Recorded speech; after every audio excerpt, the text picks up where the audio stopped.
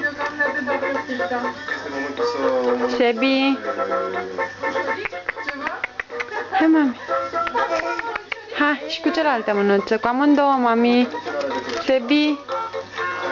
Hai. Hai. Așa, mami, ce faci cu biluța?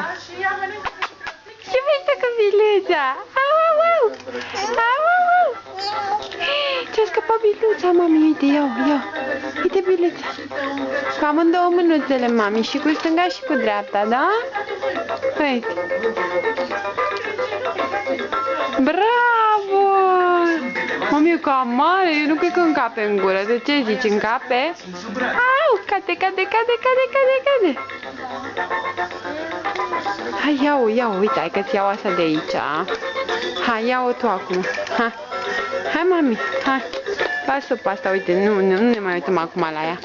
Ne uităm la biluță, uite. Sebi, ia uite. Să cunoască și pe Moș Crăciun, nu? Păi stai puțin că mă emoționez mai rău decât ea, dacă vine Moș Crăciun aici. Vrei să ți-l prezintă Moș Crăciun? Da, să fac unde? Că nu te cred. Deci nu te cred. Nu cred că există Moș Crăciun aici. Ba da. Unde?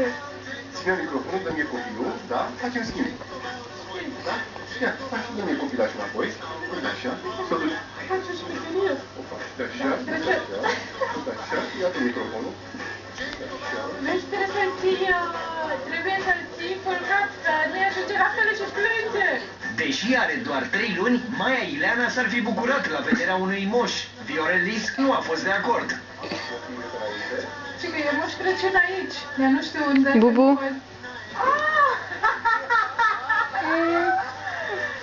Domnului! Haide să mergem la Moș Crăciun. Am spus că e Moș Crăciun aici. Este perioada surprizelor. Păi de atunci, haideți să... Vrei pasta?